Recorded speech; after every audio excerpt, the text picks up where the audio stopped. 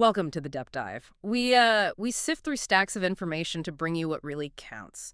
And today we're tackling something pretty universal. The desire to build wealth, really make your money grow. But the reality for so many is more like, well, a financial treadmill. Just trying to save enough is a constant challenge. It's a struggle lots of us know. So today we're cutting right to it with a deep dive into the art of doubling your money. Our mission: to pull out the practical steps, the actual strategies, maybe some mindset shifts this source offers, moving beyond just wishing for more. Okay, let's unpack this. How do we actually make our money work harder for us? Well, that core challenge you mentioned, that tightrope walk between income, expenses, and taxes, that's exactly where this book kicks things off. It gets right into why there's often so little left over for saving, let alone for serious wealth building. What I find compelling is that it doesn't just, philosophize. It immediately sets the stage for a really practical, multi-pronged approach. It's all about actionable strategies you can actually use. And that's precisely why we're digging in today. This isn't about vague ideas. We want to equip you with specific tools, maybe help reframe how you think about your finances, giving you the clarity to genuinely take control.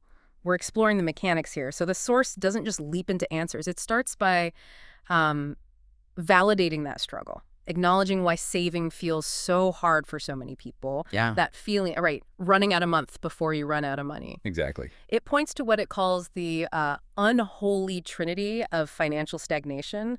Things like income limitations, capping what you earn, expenses that just seem to creep up, and of course, taxes taking a bite. It paints a pretty clear picture of why building wealth can feel like such an uphill climb. Right. And it stresses how these things are all connected. They're not separate problems. It's like a cycle. Limited income means less room for unexpected costs, which might lead to debt, and taxes shrink what's left for investing. The source really emphasizes that you have to see this bigger picture, this system, before you can effectively tackle it. Otherwise, any strategies you try are built on, well, shaky ground. Okay, so once it lays out that problem, that's when it shifts gears, right? It proposes this pretty direct, two-pronged attack. Yeah, simultaneous. Don't just tweak one thing, hit both sides, boost your income, and cut your expenses. Kind of aggressive, really. A force multiplier, as they put it. Let's start with the income side. This is often where people feel stuck, like their salary is just fixed.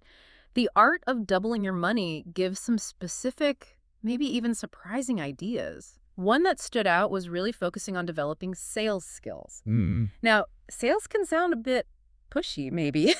Yeah. For listeners who feel that way, how does the book handle that? Does it offer a different perspective? That's a really important point, and the book tackles it directly. It argues that sales isn't about manipulation at all. Fundamentally, it's about understanding and clearly articulating value.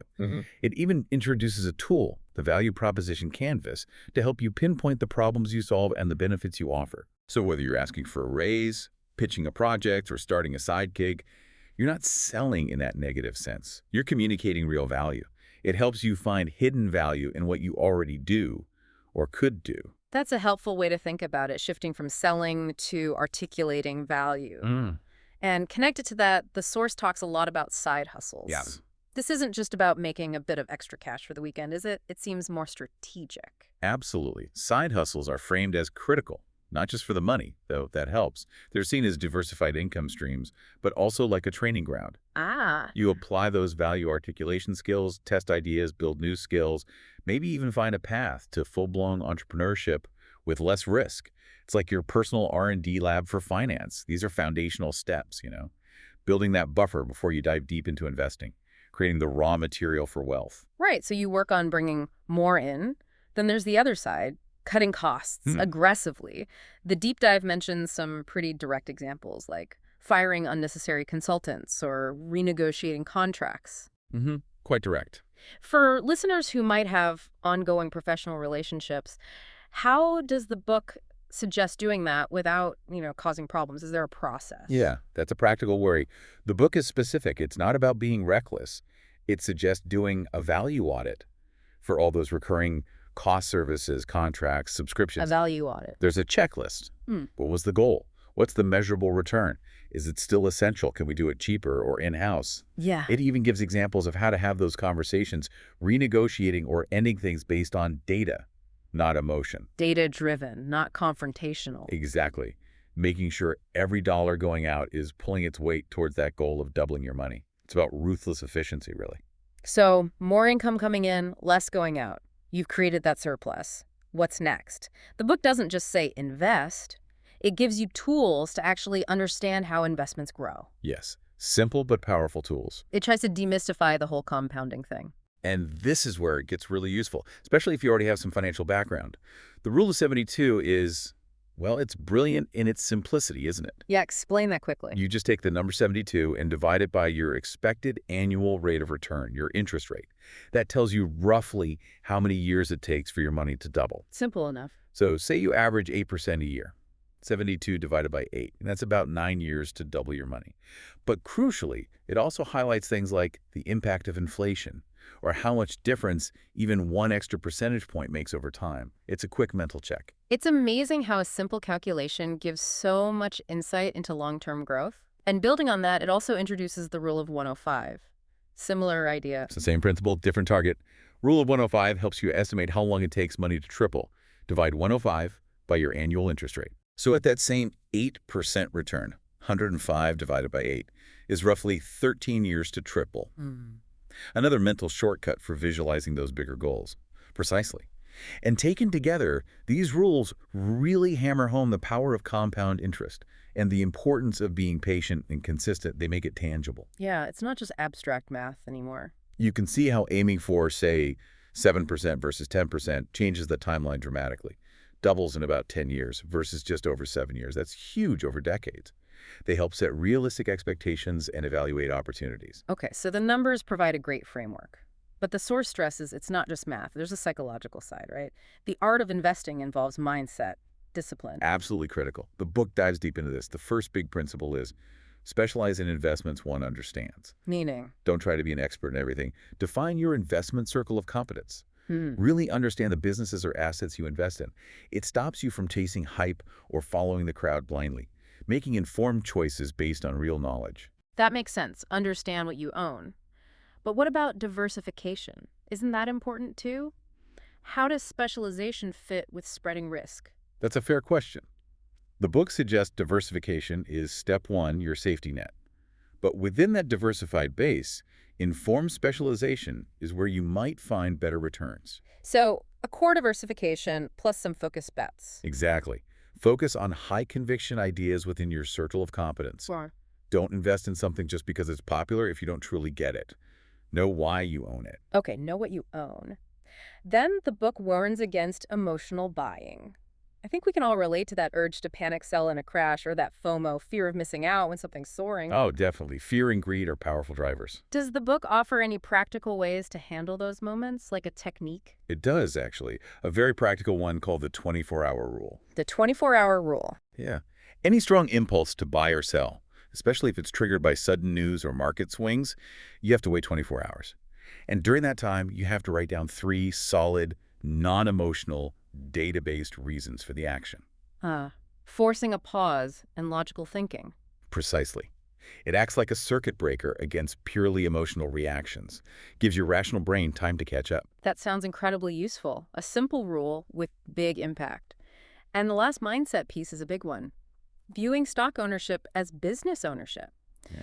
How does that practically change things for an everyday investor? It sounds a bit philosophical. It sounds philosophical, but the impact is very practical. It shifts your entire focus. Instead of obsessing over the daily stock price, the ticker symbol. Which fluctuates wildly sometimes. Right. You start thinking about the underlying business, its health, its management, its competitive edge, its long-term prospects, like an owner would.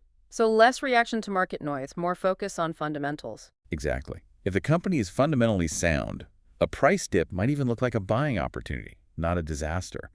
It fosters patience and conviction based on understanding the actual business. Okay, so we've covered managing income and expenses, using rules like 72 and 105 for projections, building that disciplined investor mindset. But the deep dive finishes with what it calls the ultimate path for really significant wealth creation, the most effective way. Yes, the source is very clear on this. It strongly champions entrepreneurship and starting a business. That's presented as the most effective route to truly substantial wealth. Why is that? More so than investing wisely. The reasoning is about leverage and control. As an employee, your income has limits. As a passive investor, you're a part owner, but you don't steer the ship. Building your own business lets you directly create an asset, Scale your efforts and control its growth and profit potential in a way other paths don't allow. Okay, unparalleled leverage and control. That sounds powerful. But let's be real, entrepreneurship is also risky, right? Huge time commitment, high failure rate. For listeners with stable jobs, maybe families, how does the book balance this ultimate path idea with those very real risks? That's a crucial point, and the book doesn't gloss over the challenges. It's not presented as easy. It frames it more as a calculated journey. It talks about mitigating risk, starting small, using existing skills, validating ideas cheaply, focusing on solving real problems. So not necessarily quitting your day job tomorrow. No, not at all. Using side hustles as that incubator. Using the financial buffer you've built from managing income and expenses to absorb early bumps. The key difference highlighted is the potential. Passive investing grows wealth, often steadily. Entrepreneurship offers the chance for much faster geometric growth because you control more of the variables. It's presented as the direct route to potentially achieving that doubling goal much quicker. Wow, what a journey through the art of doubling your money. Yes. So many actionable things here. Taking charge of income, that value audit for expenses, using the rule of 72 and 105 to actually see the potential. Making growth tangible. And then the mindset shifts, investing like a business owner, avoiding emotional traps. And finally, considering entrepreneurship as that ultimate accelerator. It really does feel like a roadmap. It really is a comprehensive view, isn't it? Blending the practical money management with investment strategy and that entrepreneurial spirit. I think the core takeaway isn't some secret trick. It's about discipline, knowledge, consistent effort, and, a bit of courage to take calculated risks. It really leaves you thinking, which of these steps could you start with? Have value proposition canvas, the expense audit, maybe just implementing that 24-hour rule. Yeah. What's your first move towards doubling? That is a great question to end on. Thank you so much for joining us on this deep dive. We really hope you feel empowered now to take these ideas from the art of doubling your money and start exploring them for yourself. Put them into action, build that financial future you're aiming for. Till next time, keep learning, keep growing, and keep diving deep.